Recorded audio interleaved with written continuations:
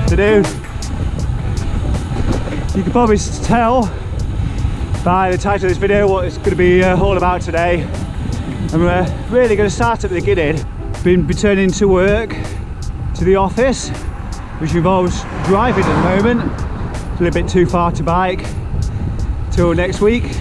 Anyway, so when you normally go out on a bike ride somewhere and you got a 4x4 car coming towards you, when you're on a bike, you know the 4x4s, they never go on the grass.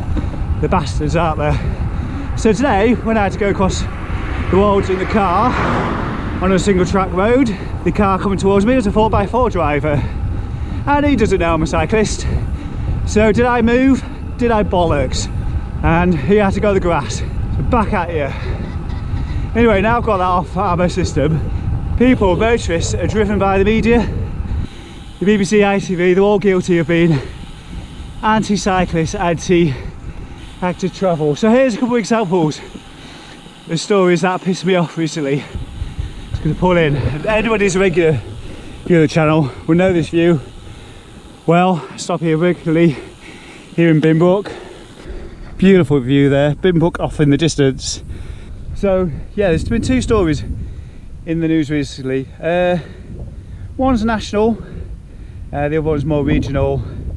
The national one is, you've probably heard of Sarah Everard, and yeah, very sad story. But a week or two later, the BBC ran an anti-cyclist, anti-low traffic network, anti-active travel story, and they did an interview with people in that area, and women who wanted to get home in taxis, and they quoted a lady as saying, "I had to get out of the taxi because the taxi could not drive me to the door." Okay, fair enough, that was what that lady said. BBC ran with the highlights of the taxis can't get to the door.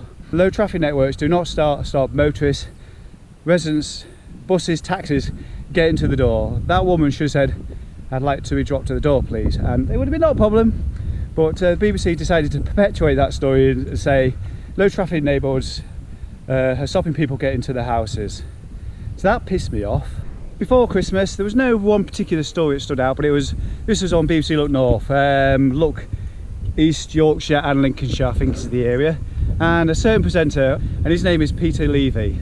And last year, I think it was November time, the BBC were running stories about cycle lanes in Hull, and it was the usual rhetoric of, oh bloody hell, cars getting held up and motorists getting held up, and he was loving it. It was all over his face. I got an email through from a journalist at the BBC, and she wanted to get in touch.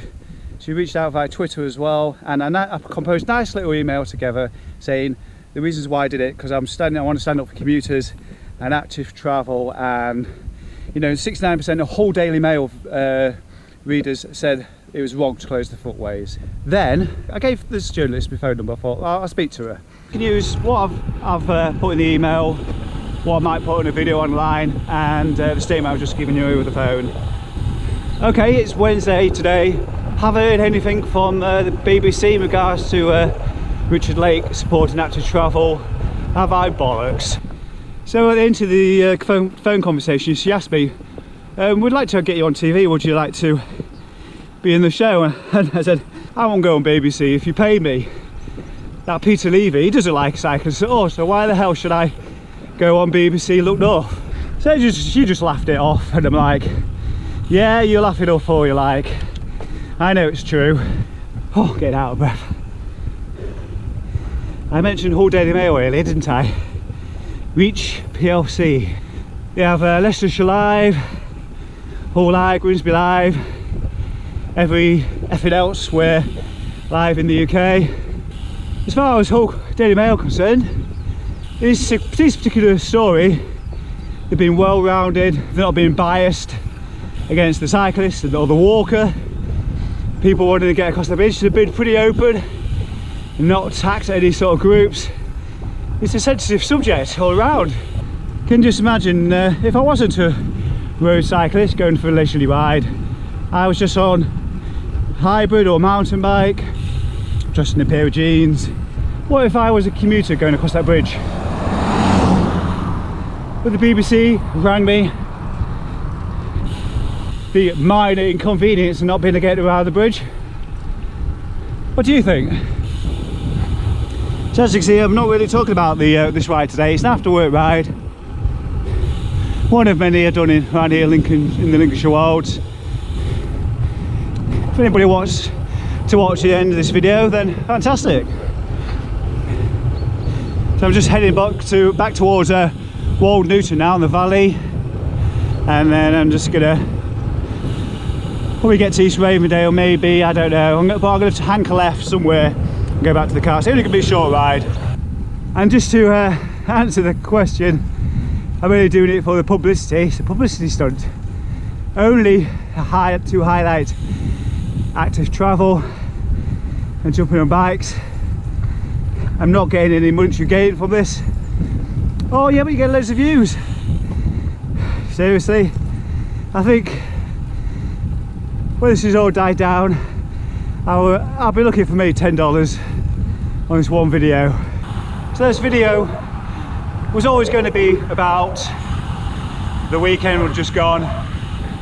I'm sick to the teeth of the media attacking people on bikes. So that's it. I'll see you again soon. I'd love to hear from you in the comments below, especially if you're new to the channel, perhaps you're commuting yourself. I particularly want to hear from you if you've been inconvenienced, as the Humber Bridge board put it. Right, from me, take care, stay safe, I'll see you again soon. Bye bye. There are nasty people in this country, folks. They don't want to normalise cycling.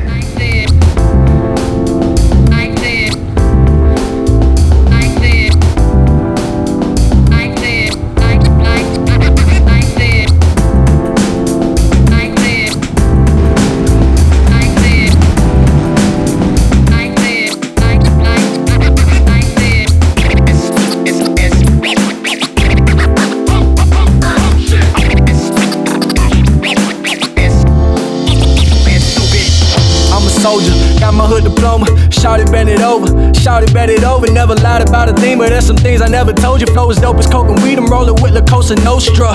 Mind your business, tell them mind your business, not religious, so don't ever cross me like a line of scrimmage. It's not a gimmick, every single day I live it, money don't sleep, got it painted by the minute.